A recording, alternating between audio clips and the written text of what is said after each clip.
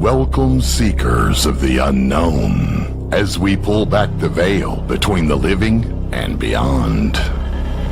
Unraveling questions that plague our minds, and oftentimes presenting the evidence that may prove them true.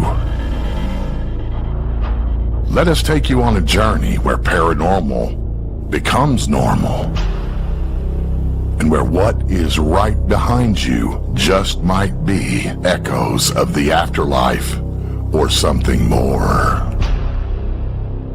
But fair warning, once you step into the supernatural with us, you might just stay haunted.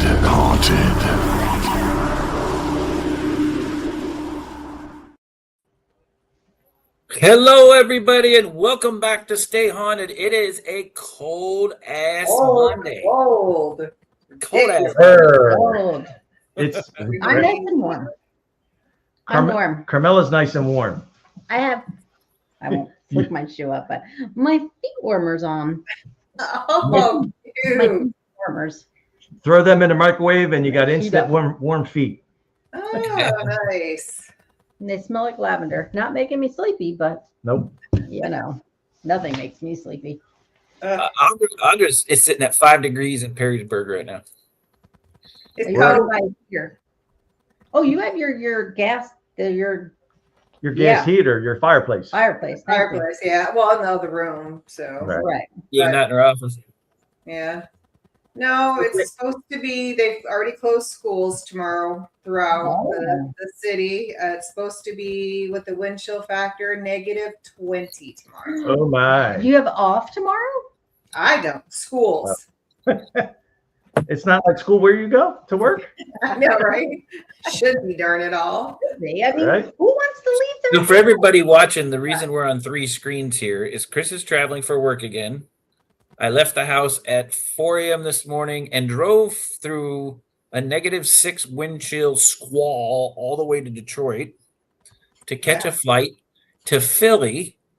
And the branch that I control up here in Pensacola, New Jersey, is literally 15 minutes from Todd and Carmela's house. So currently, Todd, Carmela, and I are about 30 minutes apart currently because I'm on the 11th floor of my hotel. And Audra is at home in Perrysburg, freezing her little tushy off. Yes, I am. And you brought some of that snow and cold with you from Detroit. Or Oh, bullshit. It was here when I landed. all right. I told you, I said, yeah, we got 3.5 inches of snow yesterday, and then it's a little chilly, not as cold as in back home where Audra is. Mm-mm. It is But cold. it's cold. It's I think it's close to 20, maybe in the teens now. So Yeah, it was I think 14 with I think wind chill of like 2 all day today. It was Oh, it's a good number too. So how was your weekend? exhausting. What did we Yeah. do? We did like family stuff all over the place this weekend. It was typical. Well, I got Friday. home from Boston about 12:30 Friday afternoon. Then we did our normal Friday at the Mexican for happy hour. Okay. And then Saturday was my uncle's. We celebrated his birthday at a really nice steakhouse.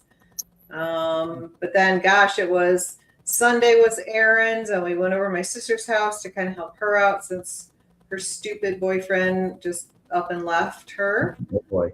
And took groceries and everything. So, Stop. yeah, really nice. Don't ever do that. Well, I didn't know we were broadcasting that. Hopefully she's not watching. I know. Oh, we thought we were just having a normal conversation. General It conversation. is just a general conversation. So I went over there, salted her driveway. We took her some groceries. I thought you said you assaulted. I'm like, what? Yeah, Driveway got a little mouthy with me, so I mean, I agree you should be, but okay. That's All right. no, for those of you not in cold climates, I salted the driveway because if you don't, it'll freeze over. not assaulted. Not assaulted. Not assaulted. We don't want to get Chris arrested tonight. Come on and say Yeah. hi. Well, no, Here's your it daily gets better. It gets better because then I went home and I packed for Philly. or no, we ran errands.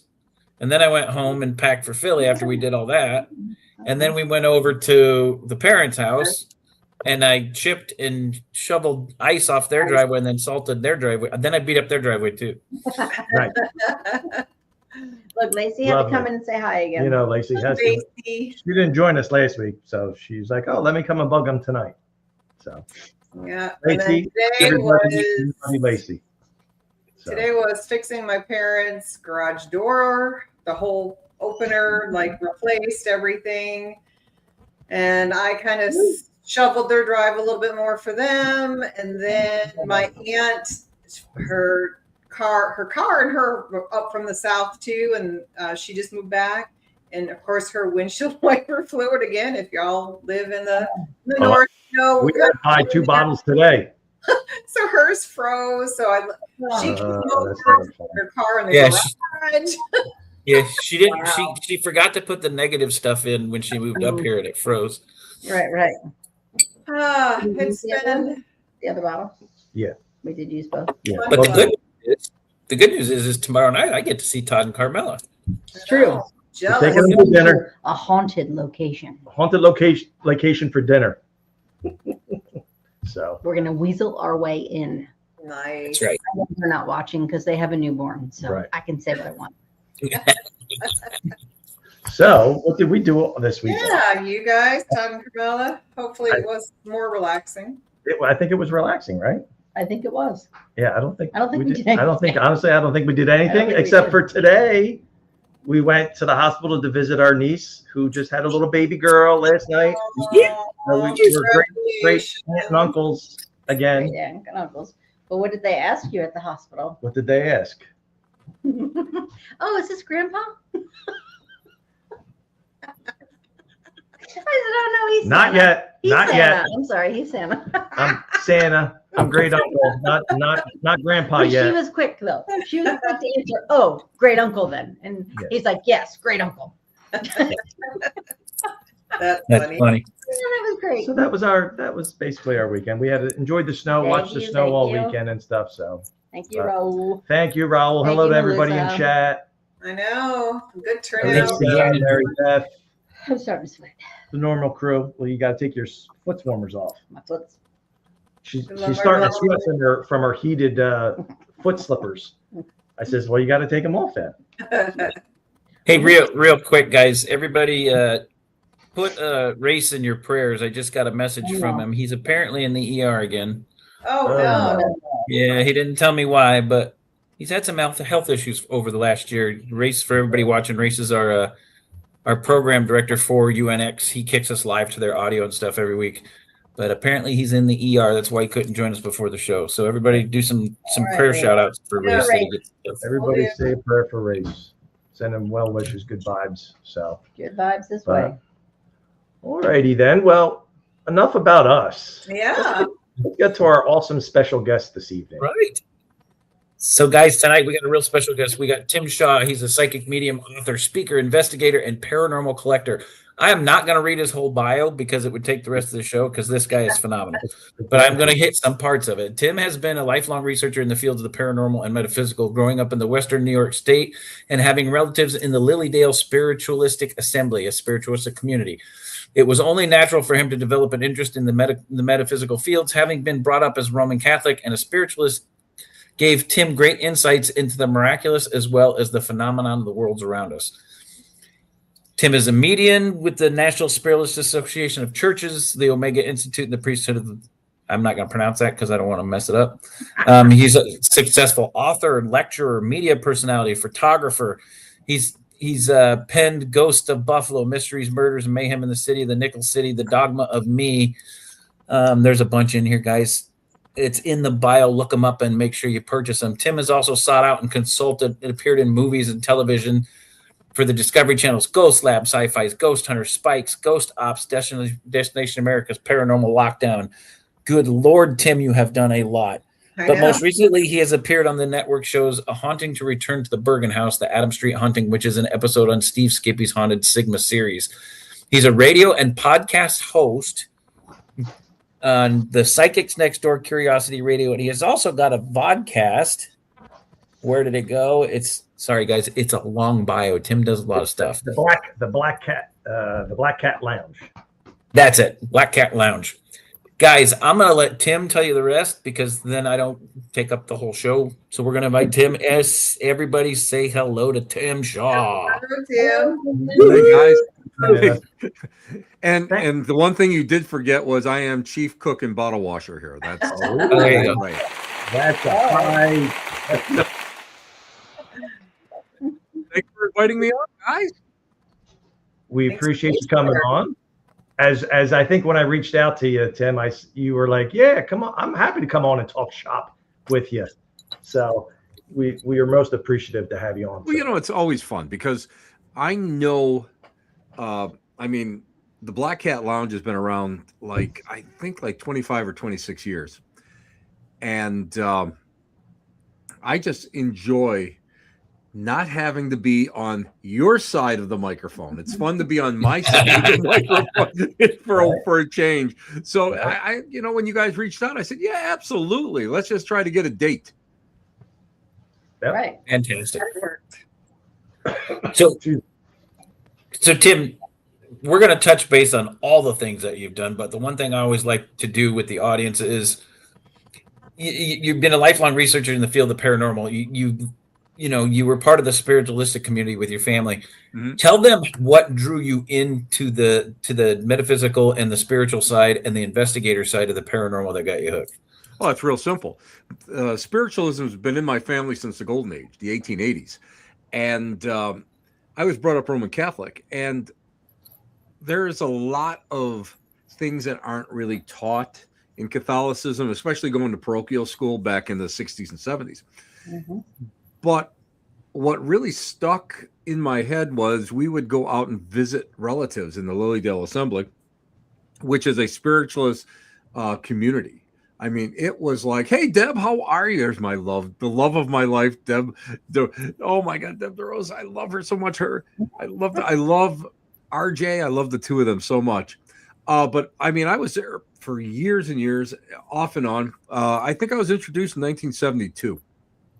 And I started going to do Lyceum. And Lyceum is a spiritualist Sunday school. So we would spend a lot of weekends up there and such. And, you know, it was really interesting because going to a parochial school, being taught by nuns and going to church all the time and stuff, you would always hear about miracles, but you never really, you know, kind of like experienced anything.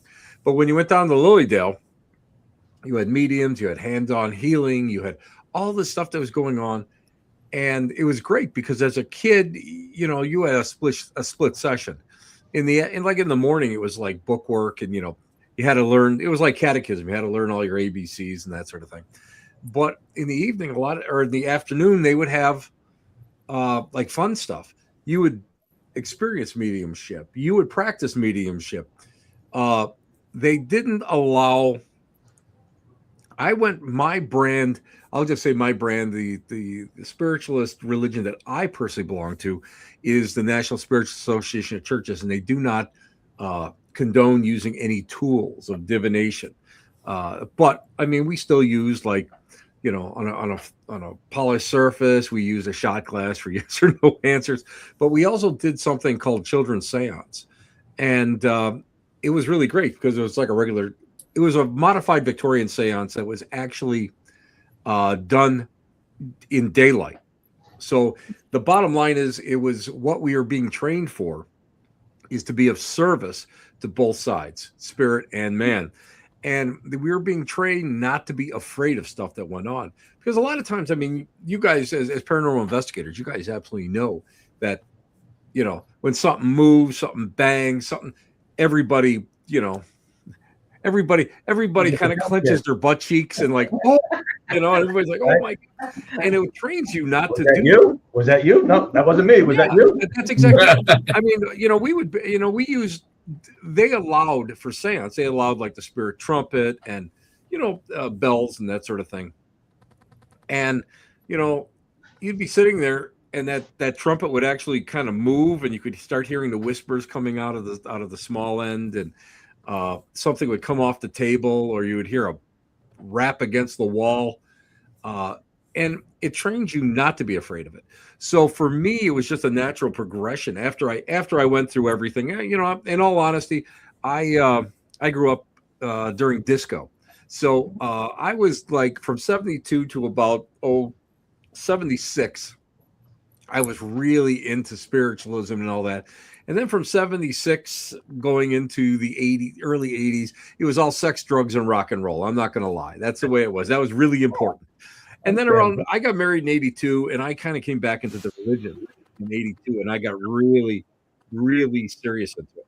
And it's kind of funny because it was just like I actually came back into it through my love of history and working with Native Americans and understanding their lifestyles. And throughout my career, I've been lucky. I've been blessed because I never sought anybody out, and I just stumble into people, literally stumble into people.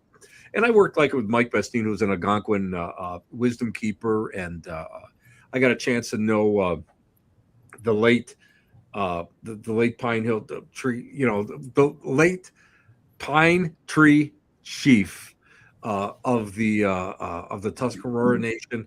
And so I got a chance to go, and I got a chance to really meet with some great religious people. And that actually, for some unknown reason, that resonated with me. And then that brought me right back into spiritualism because I could see the similarities. So that's just it in a nutshell. I mean, it took to me because it was a natural thing. When people talk about miracles, they often talk one-dimensional or two-dimensional. It's like teaching history in high school. You read out of a book and the kids have no real concept. But when you actually are able to experience stuff that goes on and you can't explain it, and you're seeing, you're experiencing things like transfiguration, where somebody gets an ectoplasmic mask over their face, and you're starting to see faces change and that sort of thing. That becomes almost really mind-blowing, and that's what imprints. So for me, it was just natural, and everything was acceptable. So the tagline that's always used: "There's nothing paranormal; it's all normal. Science just hasn't caught up with it yet."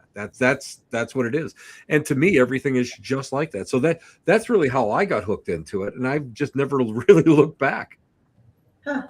Let me ask you this, because I'm really confused. I'm also Roman Catholic. Mm-hmm. I was never allowed to talk about anything that I saw or I did, and I also went to Catholic school. Yep. I never had children's seance there. We never had anything like that. Yeah. It's funny because the past president, Virginia, of the National Spiritualist Association of Churches, she married a former Jesuit theologian from Georgetown University, and they had probably one of the most fantastic lectures that I personally have ever experienced. And it was a comparison of Catholicism and spiritualism. And in all honesty, everything was so similar. The names are changed. That's what it was. The names have changed. And the divinity of Christ, of course, that's not really in spiritualism. That's not really, Christ is an enlightened teacher like Buddha and Muhammad and that sort of thing, rather than, divinity. Mm-hmm. But otherwise, it was all the same. Now, I've worked with a couple exorcists over the years, and I was like, for me as a spiritualist, brought up no demons, no devil, no angels, none of that stuff. I had guides and that sort of thing. But a lot of it was all energy related. And I used to argue with this one guy. I said, "Bishop, what do you, don't give me this stuff. I'm so tired of hearing this. What's wrong with it? I don't want to go and, don't be telling me about demons and all that." So he says, "Tim, what do you call this? What do you call when something happens like this?" I said, "Well, that's like a lower energy." He goes, "That's what we call like demons and that sort of thing, and the minions." Right. It's just how they word it. That's all. It's semantics. That's all it is. And when you start thinking about it in those terms, it becomes so simple. Everything. And that's where I started looking at like comparison religions. And I started seeing the similarities between so many of these religions. And I thought that, to me, I found that so fascinating. And people really, they get hung up on the words themselves, Whereas I don't get hung up on that stuff. Here's an example. Again, this is something I was just talking to a lady on the phone about just before we came on the air. It was she was like, why do you go and not call a demon what it is, a demon? And I said, here's the way I think of it. You're a farmer and you have a prized pig. His name is Elmer. Now in the fall, you're going to slaughter Elmer and eat him all winter long. How are you going to be able to go and slaughter Elmer and really enjoy eating him? Because now you've made it personal. And for me, by calling with this lower energy, whatever it is, by a proper name, a title, now I'm personalizing it. So when I go out there and I'm going to, let's say there's a negative case that I'm consulting on, or a negative case we're working, or if we're going to clear a house or whatever, I have no attachment. I'm not worried about it. It's energy. Energy is energy. And to me, I go in and I look at it like that. It's almost like a mechanic. You go, you look at a car, a part is a part. And you replace a part, you work with the part, and that's the way I attract, or I attack things. So I try never to like get too personal with anything like that. Even in my own thinking, I try not to ever do that. And and I've been doing this for a long time, and I've only had trouble once in all the years I've done this, and it was a temporal attachment, a couple days, but it was my own fault because of my own ego. And now I just go and just whatever. And it's like people are like, Tim, but how come you don't pray before you go in? How come you don't like bring down protection? I don't care. I know it's not gonna attack. It's not gonna attach to me. You're not giving it. What's Chris? What do you say? You don't give it. What's the phrase that you don't give it acknowledge attention, it? I don't acknowledge it. Yep. Yeah. Well, I knew the late Ray Buckland really well, and Ray taught me a lot of things. And Ray, in case anybody doesn't know, Ray was instrumental in forming the Wiccan religion here in the United States. He was from England, and I knew him during these Lilydale spiritualist days, towards the end of his life. And he said, "So you believe, so it is." And that's the way that I manifest in that way. I go and I kind of live my life that way. So if I believe it, it's gonna, believe it enough. But the secret is you have to believe it 100%. Because if you don't believe it that 100%, then that's your chink in the armor, and that's where you have problems. So I don't have a problem with that. Yeah, and believe it. And that's so Mary Beth, who, hey, Mary Beth. So she was saying, basically kind of talking about, she has a family member, that was recovering from brain tumor, but she believed, she prayed and believed. So that's what kind of made her. Well, I've had over 70 procedures, 10 bladder surgeries, and 2 chemo washes. And you know what? I was my last surgery. I had to go in a couple of years ago, and they got to remove these polyps all the time because if they are fast acting. So my wife and I were both like, after I got through the initial shock, of course, now I got to go in again. Yeah. But we both felt the same thing. There's nothing there. There's going to be nothing there. So I go in for the procedure. Doctor comes out, goes to my wife, says, "I'm so sorry to have put the two of you through this. They're not there." And he knew what I did because I had to do an investigation of his house. That's a long story. But he says to my urologist, said to my wife, "Well, you're into that woo-woo stuff." He goes, "I should have known." So I'm a firm believer in it, and you have to have belief in something. And I think the problem with a lot of paranormal people is they're conflicted by their old beliefs and going up against like new thought and maybe what's going on. And I think they walk into a situation where they don't have that 100% belief system, and that's where they can sometimes get into trouble. And let's face it, you look out there in the world, and there's parasitical people as well as parasitical spirits, and they're looking to feed off of you, that energy. Parasitical spirits are there to feed off that energy, and they'll do anything to go and, you know, get that high. So, I mean, if they can scare you in some way, if you get an EVP, let's say, and it says F you, if I didn't go out and get at least one EVP that said F you every time I've been out, I consider it a total total disappointment. But people will hear that and say, I don't want to do this anymore. And it freaks them. Yeah. And it's always in the back of your mind. You know, it's like, how many times have you gone and see like a horror movie, a nasty horror movie? And the worst part of it is always in the back of your mind. So then all of a sudden you're driving down some lone road and you're thinking about this, you know? You're freaking yourself out. But that's a lot of times that's what happens to people. And it happens with belief, unfortunately. That adrenaline gets a flow and get you all worked up. Hey, listen. The number one most important piece of equipment that I have in my Parapack, extra underwear. Just to be on the safe side. Not gonna fool around with it. For Christmas this year, a shark kit. So it comes with wipes, it comes with soap, it comes with antibacterial stuff. I'm like, just in case. Listen, I don't leave home without it. I'm one of those guys that I leave for a 3-day Paracon. I have at least 10 pairs of underwear with me, so I'm all set to go. No matter what, dude wipes are in there. We're good. We're all good for the weekend. Hey, those shirts that say I EVP'd myself, somebody actually did it. Then they came up with the shirt. Somebody had to do it early on. Right.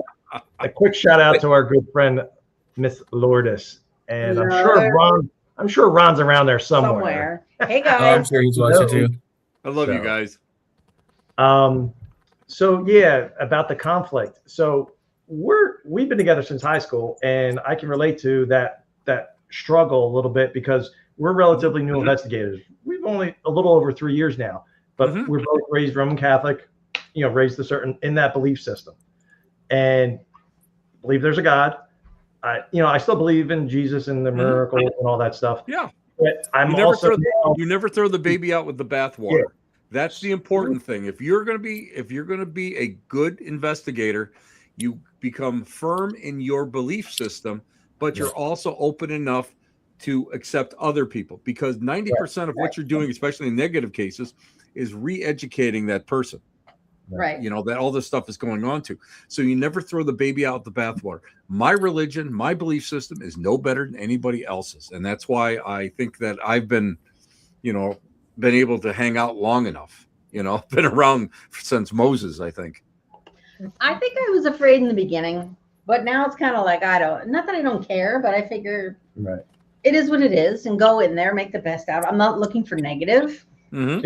It's only fine. And when I talk to people and I say, well, what is a demon? Because they ask me, aren't you afraid you're going to get an attachment? I said, well, what is a demon? And then I said, well, it could be an angry person. I said, well, if you're an angry person in real life, you're going to be an angry person over there. I wouldn't say it's a demon. Exactly. It's like even with my Ouija boards. You know how many times I get Zozo that comes through? I mean, I swear to God, I'll go, okay, Zozo, do something. I'm really impressed that you can spell Z-O-Z-O, and it's like, you got to look at it, and you have to be able to figure out how to depower whatever you're working with. And that's the big thing. I mean, Johnny Zaffis always taught me how to try to look for what's powering it, what we call the battery is. And if you can find that 90% of the time, you've already taken care of it. Most of the time it's control. You're in control of in all spiritual matters around you. And that's what people don't get. They hand their power over to something that whether it's another person or it's the unknown. And with me, it's like, no, there's none of that stuff. I have my basement, as you can tell, is just full of all sorts of interesting things. That keeps scaring me. I have no problem whatsoever with anything that's going on down. There's nothing. Once in a while, I see a shadow person down here, but that's it. I have never seen anything else down here. Carmela has a question about. No, go ahead, Chris. I was going to ask the same thing. I have a question about the picture behind you to the left. Yes. What's attached to that picture? Which? Okay, this is my right. Yeah. This one. no, the Yes. other way. The other one. This the one? one above the radio. The radio. That one. Yeah, that one. That one. Oh, I'm talking That is about the a- other side. That's a Oh, past. no. That's a past. Oh, you're talking about the other side. Well, actually, both of them are the same. They're a past president of a Grand Army of the Republic Civil War Union Veterans organization, and both of those came from an antique dealer.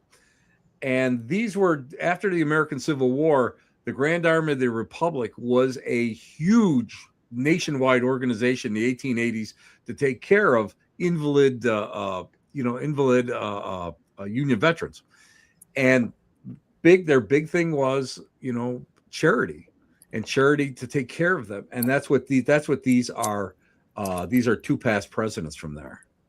And then the whole back here, that whole area here, that's just full of photographs of past Civil War GAR members.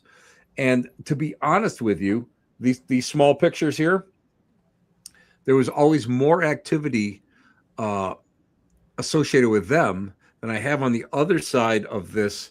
On the other side of this, the camera here, where I have like the haunted objects and asylum pieces and African effigies and all my hair jewelry from the Victorian age and that. So I mean, this is all really more active, and the reason why it's more active is because it was venerated by the individual person, and I believe that they were able to go and impart some kind of energy into those either photographs or small tokens.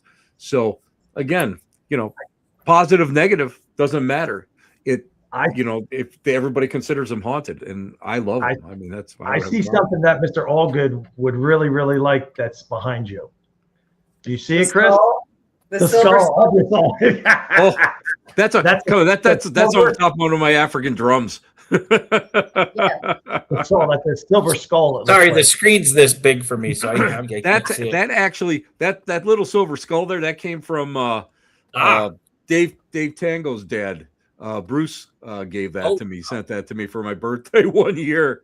We were filming down in New Jersey, and I met him for breakfast, and he gave me that for my birthday. So he's a great guy. Nice birthday present. That's fantastic. Mm-hmm.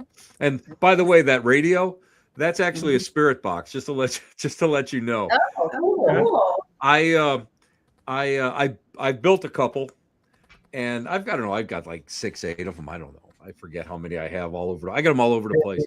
And I bought this one, and it's actually a modern reproduction. So it's still an AM FM radio, but there was an open area in the bottom that I opened. I opened it up, and I put in all the little components in there. So I could actually, sometimes I'll be down here and I'll just go and I'll just, turn that on and I'll just let it play and see what it has to say to me.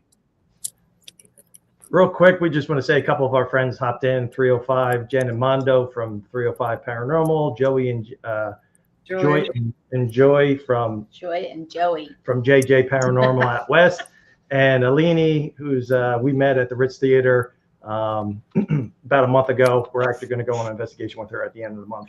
Awesome. So thanks for everybody for tuning in.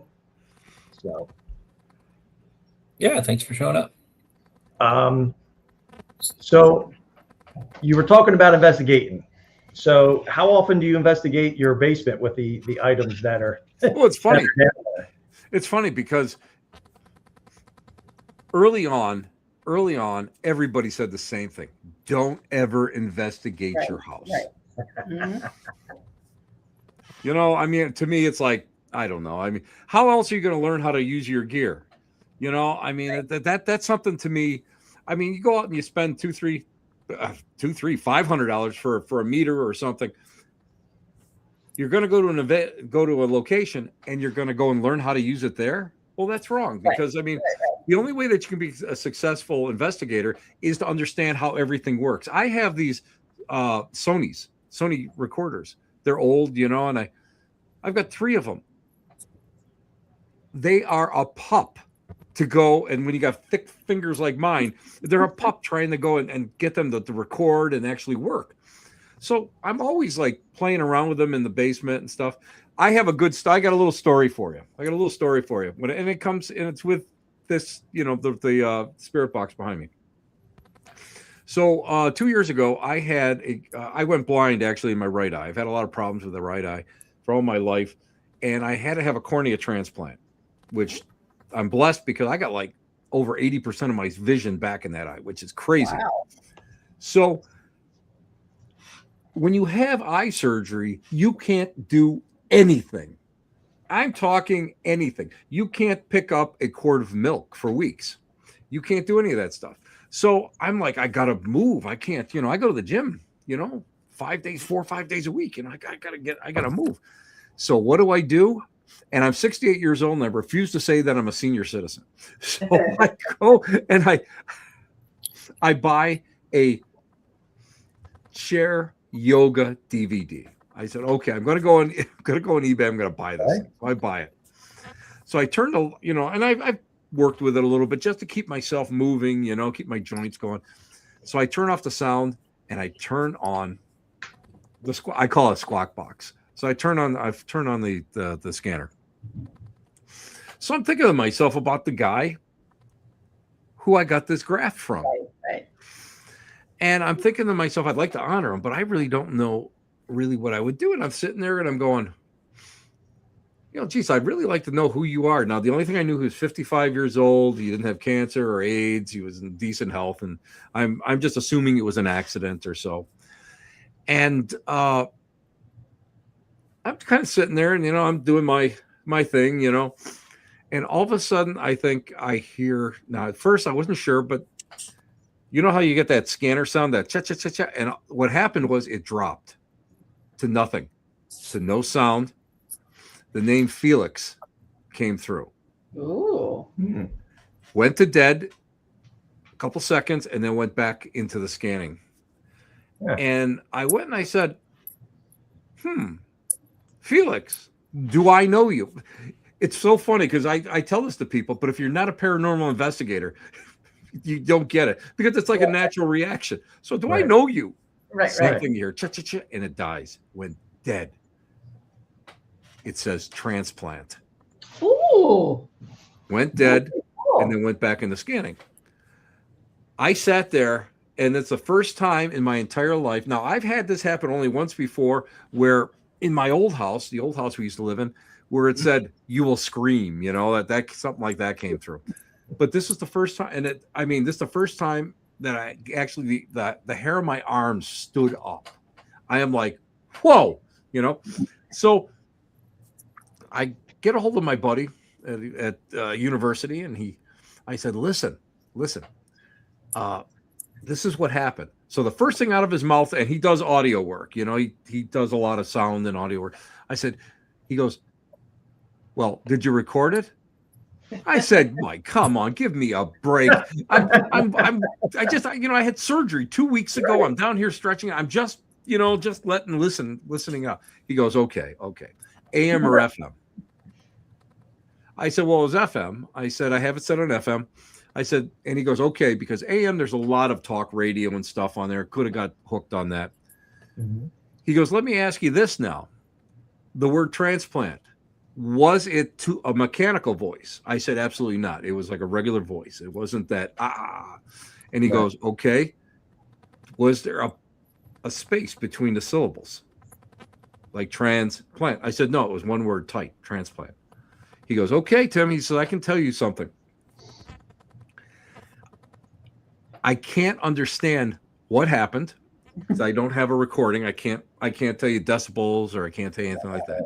He says, but I'm going to tell you it's very unusual that you got a name Felix. And then after, in real time, when you asked, do I know you? This came through same way where it went dead, like it dropped a frequency or just like whatever it was. And a solid word came out, a 2-syllable solid word that it didn't sound like it was catching on 2 different frequencies. He says, I can't understand it. He says, I can tell you that's one hell of a personal experience, but we can't prove it. We can't use it as evidence. But he goes, as a personal experience, that was amazing. At that point, I realized that, I think that this guy's first name was Felix. And that came through because a lot of times you have to watch it because you're matrixing a lot of this stuff up here, and sometimes you're hearing things and bringing it in. The problem is this was just too clear, and it dropped. It was like to nothing. There was dead silence. It's like it came down, said what it had to say, dead silence, and then went back into the chatter. And I haven't had it repeat yet. And that was like 2 years ago. And so I don't know. At that point, I said, there might be something to this stuff, I guess, after all, But again, it was more of a validation for me that it showed me that whoever it was, or let's not even say whoever it was, that there's something beyond. I mean, as a medium and all that, you get like all this other stuff, sometimes you get proof, evidential proof, but this was something that was almost tangible for me. So it came at a point where I was sort of like wavering a little bit. My spirituality was wavering a little bit, and you have to question it constantly. And it was one of those time periods, and that just cemented it right back to me. So I know that there's something out there. So whatever is here, whoever's little graft in there, I got to thank him, because man, I never thought I'd ever get my sight back with that eye. Could you ever find out who that was? No, the banks will not tell you. The graft, the only thing is it's they can just tell you the general, the general deposition around the person, right. And it's all right. I mean, it's all right, because I know in my heart that this came from a gentleman that it just that cared enough to go and allow his cornea to be harvested, and that was amazing to me. I think you should go there and say, well, I just have a question.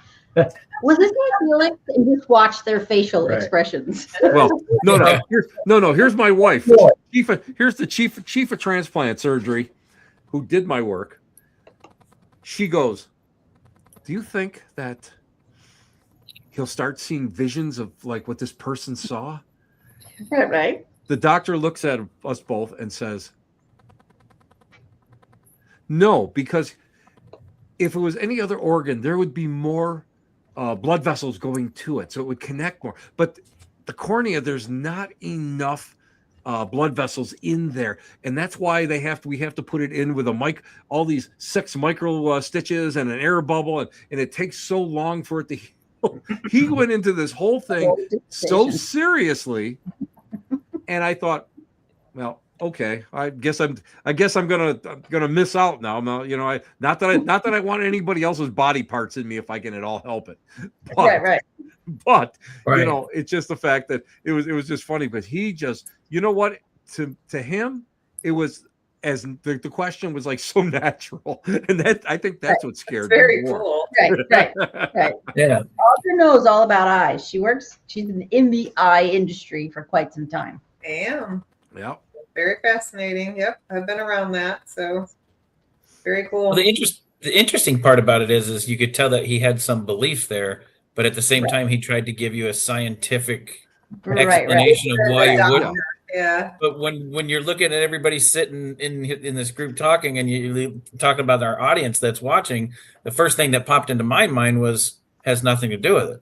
It's all about the energy attached to the object, right? I think it is. And that's the exact same thing, because everything is energetic. When you think about it now, everything is constant motion. Everything is vibrating. So I don't feel that it's that far-fetched. Now, it's just me, but I don't feel it's that far-fetched that we can affect these objects, like what's behind me. This love or extreme hate or extreme fear. Something that is, I think that vibratory, cellular, whatever, I think it affects almost the DNA of the object of which, you may affect. I have pieces here that from a child that loved this piece.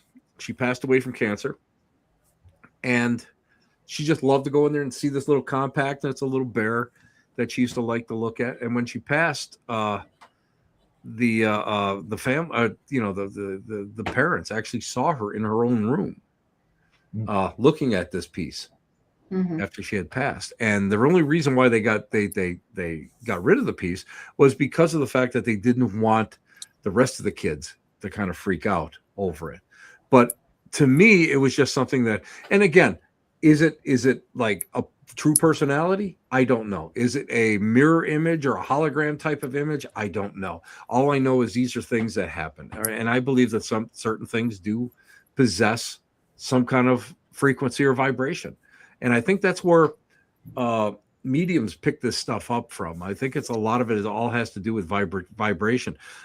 Friends of mine are very, very scientific orientated, and they're discovering that sometimes there's these little like mini flashes, and they kind of call them little mini wormholes. And when these things happen, all of a sudden there's phenomena that accompanies it.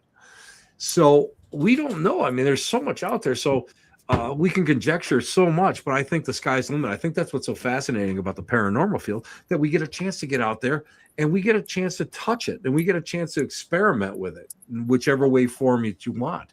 And that's what makes it so incredibly exciting. So Tim, I got a question for you. With all of your experience and everything that you've done and all your years in the paranormal and everybody that you've known, you have had to have done vast amounts of privates and vast amounts of public investigations. You've been into some intense stuff. What was your most profound experience? Simple. Working with an exorcist and 14-year-old girl. And we were there just to kind of make her sit in the chair. And we had her hands on her shoulder. And she, at one point, she just jumped and just like pushed two of us back into the wall. I'm 6'1", you know. At the time, I was about 260. Wow. She just threw us right into the wall, you know. Could that have been like massive amounts of adrenaline? Absolutely. Yeah. But I got to tell you, the timing was really interesting. Wow. Yeah, but I mean that can be like really, really intensive. I mean, I think for something that's not so huge, I think just the fact that, of sitting there and having, getting someone's loved one, get a name for them and be able to go and key in a little bit. That to me those are the simple pleasures. Those are the things that I find are far more important than any of the big stuff. A lot of people have asked me, I've written a bunch of books and stuff, but they've asked me, well, you never wrote about like these big things that you ever did, and I just don't. To me, the big things aren't what's very important. To me, it's all the small things. It's the small miracles every day that are far more important. To be able to go and bring solace to someone who, a widow who's lost her husband, or right. Somebody that really misses their mom or whatever. That to me is far more important than anything else that's out there, even in the paranormal world. Yeah, absolutely. Yeah, it's that personal connection and being able to provide that, you as a medium being able to provide that closure for that person, that comfort. To let them know. So Ron and Lourdes, right? So I love both of them. They are excellent. They are beyond excellent. I'm going to tell you right now. We're blessed to be close, all four of us are close, blessed to be friends with them, and we're in Jersey, so we're not that far, and we've been able to go to a lot of sessions with them, and some of the proprietary information that comes through when they do their sessions that provides comfort and closure to some of those. That's what it's about, like you talked about. It's so funny because, like I said, I've worked with. I mean, somebody asked me how many TV shows I've been on. I don't really remember. I'm going to be honest with you. I don't. 13, 15, I don't know, something like that. And they asked me, well, you're out there and you're working and all this stuff. Isn't it like so like mind blowing? Well, it's mind blowing that this kid from Western New York, never expected any of this to ever happen to me. And, just to be able to go and rub elbows with these people are great and learn from them. But in all honesty, I mean, one of the best people I've ever worked with was Jack Osborne. And we had a pretty good intensive conversation one time about, what's important in life. And he is like, first of all, he's a real deal. He really did know his stuff. Yeah. But second of all, I mean, he was just a nice guy. And that's what he felt was so important, and he was big into, like dreams. We were talked about his dream state or something, and he just felt it was so important to know that there is something out there and there's something more, there's something more to this. So, I mean, that to me is what's great. I mean, I think that's great. Plus, on top of it, I get, again, I've been blessed. Andrea Perrin and Johnny Zaffis are two of my favorite friends, and Dustin Perry, who's, he's just just a blessed guy. He's just a great guy. I get a chance to hang out with these people, and there's nothing better than sitting down at the end of the night and just talking about all sorts of things. Right. You usually have one night where you sit there and you laugh until you fall off the chair. And then you have a second night where, you really get into the nitty gritty of what we're doing. And to me, I think that's so important. But like I said, it's all small things. To me, that's what's more important than anything else. So Chris asked you about your experience, kind of, most relevant experience during the investigation. So how we kind of connected, I think it was through TikTok. I think I had shared Yes. The EVP. So I wanted to bring that up. So that's my question to you. So Carmela had gotten, because we don't have the money to buy a DR60. So we got the Sony, the ICD ST25, and we had the best. I'm going to tell you what, I own 3 of them. I own 3 of those. I absolutely adore those. And we learned about it. My friend Frank from the Western Block, which is a haunted location in Lockport, New York, that I kind of volunteer at. They heard about it from somebody. I can't remember who they heard it from, but we were talking about it. So then it was the big race, whoever could find one and buy it. Blew my mind. Absolutely blew my mind. And so I bought one, and then I bought a backup because I dropped things. And then I found another one in the box from Japan. I said, I need it. And I believe I love the 25, and I like the 10 too, because I've had some really good success with the 10. The DR60s, I'm not impressed by it. Number one, price wise. I think it's a fad, and I think it's just way too much. I think if we go out there and if you pay that much money for a piece of equipment, that's tough. If you got the extra, listen, I'm using it every investigation. Every event. I'm gonna take it with me when I'm going shopping. I'm gonna be doing EVPs in the grocery store for that price. And don't get me wrong, you guys know the 25 is a little pricey. But I would much rather pay. I think I paid $150 for each one of these things, or maybe $100. I don't know. So something like that. But I would rather go and pay something about that price to get clearer recordings than anything else. Now, I talked to a guy about the shielding in there and sometimes the false positives and stuff that you may get. Right. If you're careful, you're in good shape. Number 2, I'm a firm believer of going back and using Faraday bags. I love them. I mean, I grew up when we started doing those, we would go out and look for old microwaves in the garbage, strip them out, and then take these microwaves with us on investigation and actually put a recorder inside it. Now what I do is I put recorders, let's say 225s, 125 in the bag and 125 on the outside of the bag. And that's how I do a lot of my work. And, I'm going to tell you. So have you had more? So what kind of results have you had doing that in the Faraday bag? I actually got better stuff in the Faraday bag than I have on the open, doing it in the open. And I don't believe that it's like the actual equipment. I believe it's the vibration of the person who's using it. Now, as a spiritualist, we were taught to take our seance tools, the trumpet and the, and if you're using chalk and you're using the slates, which now we use Etch-a-Sketches with, it works the same way, or like a bell or whatever. We used to put it underneath our bed because the theory was that you had to attune to those, to the piece, to your tools. And I'm a firm believer in the same with the paranormal, because I feel that you can turn around and take almost anything, let's say any recorder, and if you use it enough and you work with it enough, I believe it attunes to your vibration, and it brings it in. Why else when you start dowsing? I'm a big dowser, love dowsing. Okay. Why else when you're dowsing, which is ideomotor response, you're moving at micro movements. The spirit is not running around doing this to it. You're doing it. But the responses, where are they coming from? So you become that antenna. So if you go and you push it a little bit further, you become the antenna to the piece that you're working with, to the tool that you're working with. And I found that for me personally, that by just like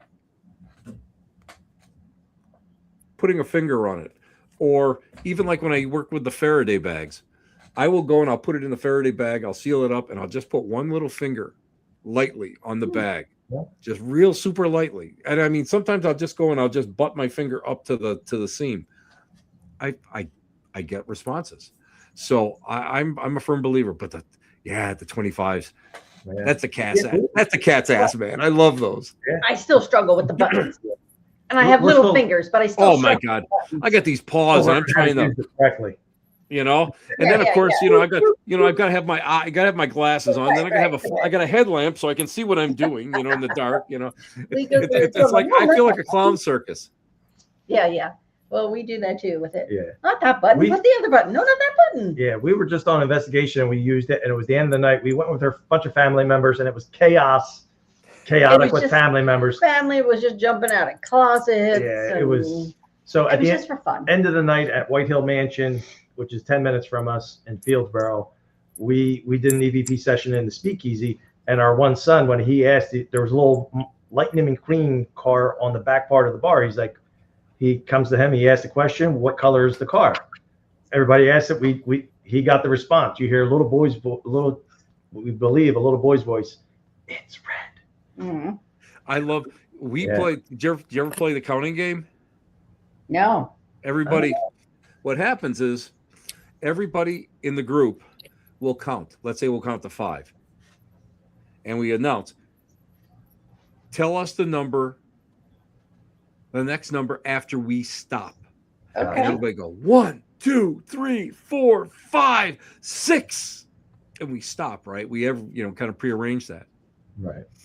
And you wait 30 to 60 seconds. Always wait that 30 to 60 seconds. I'll never forget. I'm standing there with a 25, and you hear 7. I am like, okay, let's play this one back, because I could be matrixing this, right? Right. Yeah. Playing it. Everybody heard it. Weird Everybody day. heard it. That was like amazing.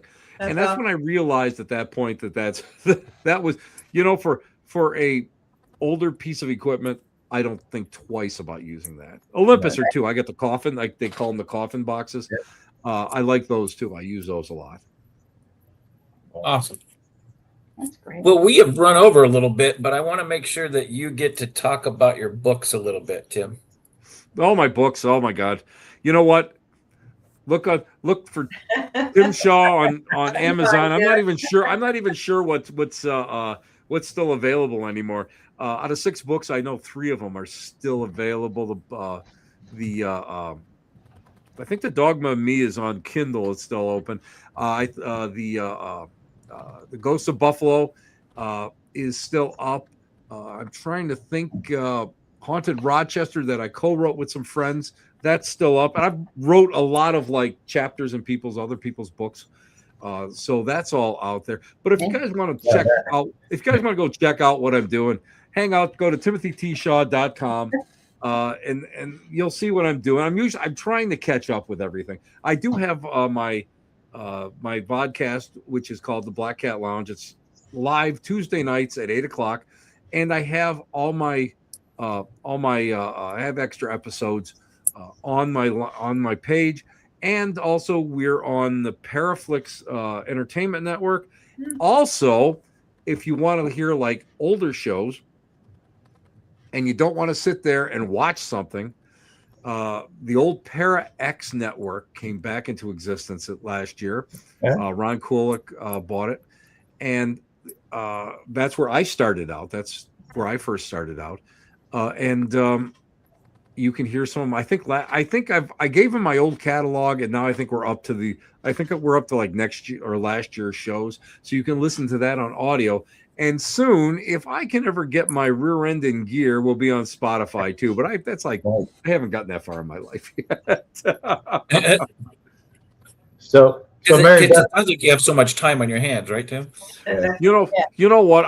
It sounds like I'm busy, but us retired people, you got, you got to sit there and you got to think about important things in life, like, should I have a second cup of coffee?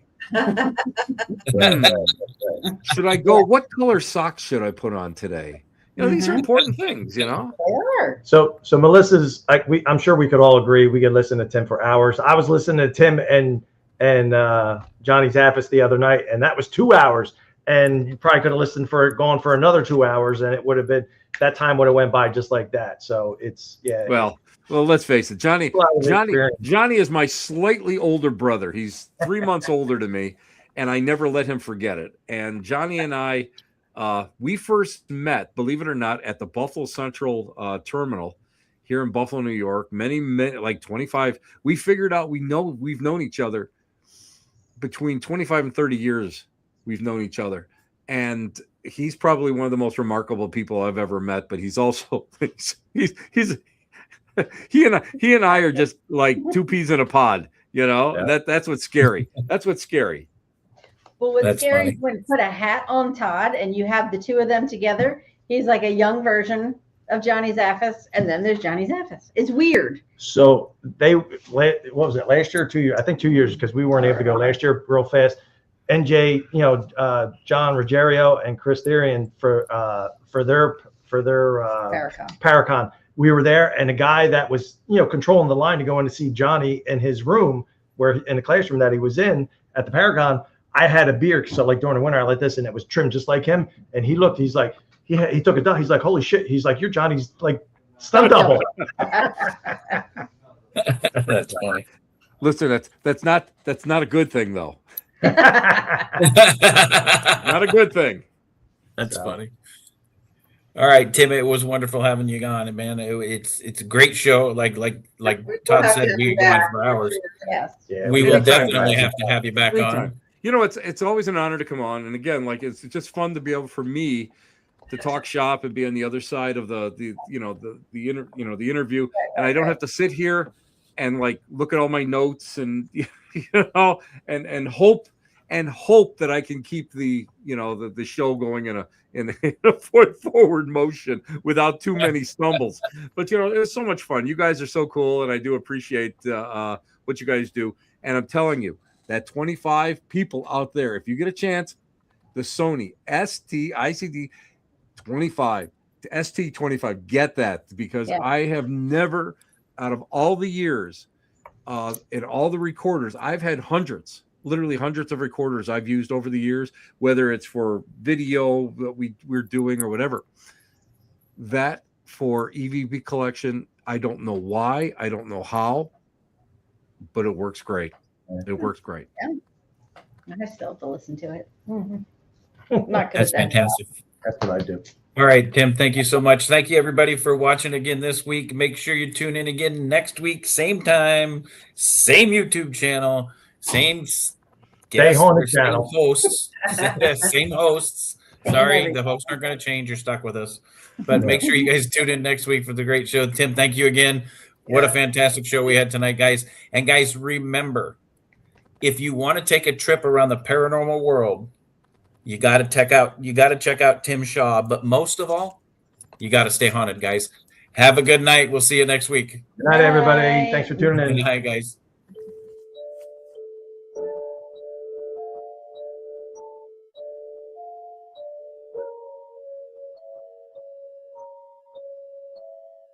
Thank you.